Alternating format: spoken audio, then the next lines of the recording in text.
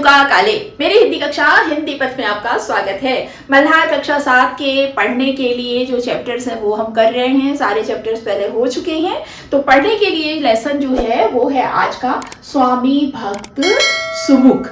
अब देखिए, ये जो है ना चित्र कथा है। इसमें चित्र कथा में पशु पक्षियों की चित्र कथाएं होती है ना, तो यहाँ पर चित्र कथा में बहुत ही प्यारे तरीके से एक प्यारी सी कहानी को पिरोया गया है। तो इसमें देखिए डायलॉग होंगे, तो उन्हें मैं पढ़ूंगी, उसके उतार चढ़ाव को आप महसूस कीजिएगा। और आज आप दोहरे काम करने जा रहे हैं। एक तो कहानी की बात भी हो जाएगी, कहानी आप जान लेंगे। दूसरा, आपको मॉड्यूलेशन यानी उतार चढ़ाव के साथ पढ़ना भी सीखना है। तो जब मैं पढ़ रही होंगी ना, तो उसे आप कैच करने की कोशिश करिएगा, आपके लिए ही है। और कैसे हमको डायलॉग बोलने होंगे वो आप समझने की कोशिश करिएगा। क्योंकि देखिए, किसी भी भाषा को सीखना है ना, तो हर तरह की चीजें उसमें आनी चाहिए। पढ़ना अच्छे से आना चाहिए, लिखना अच्छे से आना चाहिए, मात्राओं की त्रुटि नहीं होनी चाहिए, उतार चढ़ाव आना चाहिए। तो चलिए शुरू करते हैं। पुराने समय में महिंसक राज्य में जब सकुल नामक राजा का शासन था, चित्रकूट पर्वत पर एक गुफा में हंसों का बहुत बड़ा झुंड निवास करता था। एक दिन कुछ हंस आहार की तलाश में निकल पड़े। नगर के पास एक भव्य कमल सरोवर दिख रहा है। वह मानुषीय कहलाता है। वह बहुत सुंदर है। उसमें 5 प्रकार के कमल उगते हैं। हमारे चुगने के लिए एक आदर्श जगह रहेगी। हंसों के राजा मराल देव को तनिक संदेह था।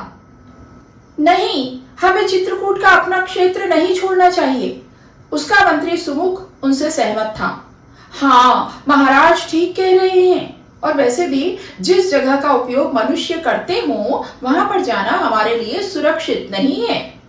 पर एक बार जगह तो देखें। जब हंसों की टोली ने जोर डाला, ठीक है, अगर इसी में तुम सबकी खुशी है तो हम तुरंत वहां जाएंगे। हंस टोली मानुषिया सरोवर की ओर उड़ चली। नगर के पास एक भव्य कमल सरोवर दिख रहा है।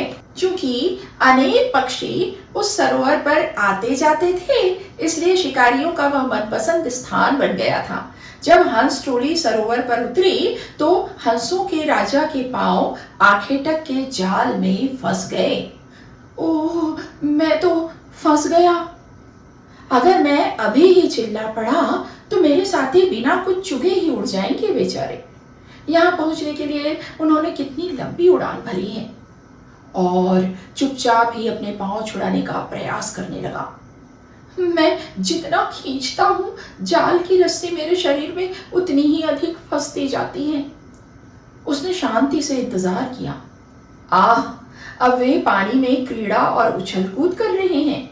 उन्होंने पेट भर चुग लिया होगा। तब हंसों को संकट का संकेत सुनाई दिया। खतरे का संकेत, चलो जल्दी वापस चित्रकूट चलते हैं। लेकिन पुकारा किसने था? यह पता लगाने का समय नहीं है। हमें अपने प्राणों की रक्षा करने के लिए यहाँ से उड़ जाना चाहिए। पूरी टोली में केवल एक हंस ऐसा था जो उड़ जाने को तैयार ना था, और वह था मंत्री सुमुख। मुझे महाराज मराल देव दिखाई नहीं दे रहे। कहीं वही तो घायल नहीं हो गए? चिंताग्रस्त सुमुख सरोवर पर लौट कर गया और उसने राजा को घायल और लहूलुहान अवस्था में पाया। चिंता ना करें महाराज, मैं अपनी जान देकर भी आपको बंधन से छुड़ाऊंगा। लेकिन तुम क्यों चिंता करते हो? देखो, शेष सबके सब उड़ गए हैं। मेरे जैसे फंसे हुए पक्षी के लिए आशा ही क्या बचती है। मैं आपको इस स्थिति में छोड़ने की अपेक्षा आपके साथ मर जाना अधिक पसंद करूंगा। लेकिन तुम्हारे इस बलिदान से हमारा या किसी और का कौन सा प्रयोजन सिद्ध हो सकता है?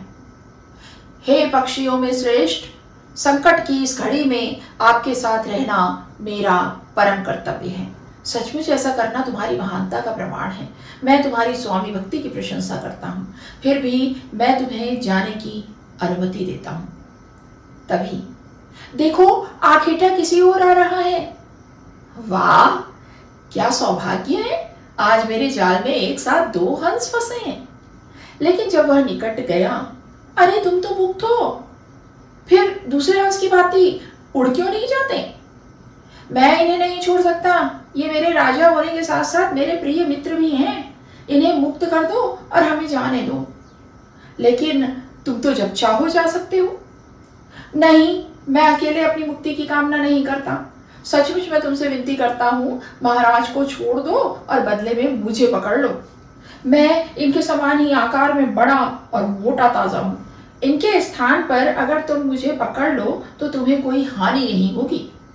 इस प्रकार सौम्यता से किंतु दृढ़ता पूर्वक बातचीत करके सुमुख आखेटक का हृदय परिवर्तन करने में सफल हो गया। मैं तुम्हारी स्वामी भक्ति देखकर अत्यंत प्रभावित हूँ। जाओ, मैं तुम्हारे राजा को मुक्त कर देता हूँ। बड़ी कोमलता से आखेटक ने हंस के फंसे हुए पांव को छुड़ाया और उसके जख्म को धोकर साफ किया। धन्यवाद, तुम भी सदा सुखी रहो। हे महाराज, इस आखेटक ने हमें छोड़कर हम पर बहुत उपकार किया है। यह चाहता तो हमें क्रीड़ा हंस बनाकर यहाँ के राजा को भेंट करके पुरस्कार पा सकता था, या हमें मारकर हमारा मांस बेच सकता था। आप इस आखेटक की ओर से यहाँ के राजा से बात क्यों नहीं करते? हमें अपने राजा के पास ले चलो। लेकिन ऐसा करना संकट से खाली नहीं है। राजा तुम्हें पालतू बनाकर बंधन में रख सकते हैं या मरवा भी सकते हैं। तुम्हारा हृदय परिवर्तन हो गया, हो सकता है कि तुम्हारे राजा भी कठोर हृदय वाले ना हो। आखेटक दोनों हंसों को राजा सकुल के पास ले गया। ये दोनों उत्तम हंस हैं महाराज, यह हंसों के राजा और उनके सेनापति हैं। ये तुम्हारे हाथ कैसे लगे? तब आखेटक ने सारा किस्सा सुनाया। इन्हें सोने के आसन पर बैठाया जाए, इनके लिए शहद और मिश्री का प्रबंध किया जाए। जब हंसों का खाना हो गया, हंसों, मैं तुम्हारे लिए क्या कर सकता हूं? हे राजा, इस आखेटक ने कृपा पूर्वक हमें मुक्त किया। हम आपके पास इसे पुरस्कार दिलवाने के लिए आए हैं। राजा ने उनकी प्रार्थना स्वीकार कर ली। मैं तुम्हें एक घर, रथ, भरपूर सोना दे रहा हूं और तुम्हारे लिए 1 लाख की आय की व्यवस्था करता हूं। राजा सकुल की अनुमति लेकर हंसों का राजा मरालदेव और सुमुख अपने झुंड में वापस आ गए। आप कैसे मुक्त हुए? यह सब मेरे सेनापति सुमुख की समझदारी और निष्ठा के कारण संभव हुआ। उसने मुझे बचाने के लिए अपने प्राणों की बाजी लगा दी। तो इस तरह से हमने देखा इस चित्रकथा में कि किस तरह से सुमुख अपने राजा को संकट में छोड़कर नहीं जाते हैं और अपनी निष्ठा, अपनी स्वामी भक्ति का परिचय देते हैं। अपनी बुद्धिमत्ता से आखेटक का हृदय भी परिवर्तित कर देते हैं और अपने राजा को सकुशल बचा कर ले आते हैं।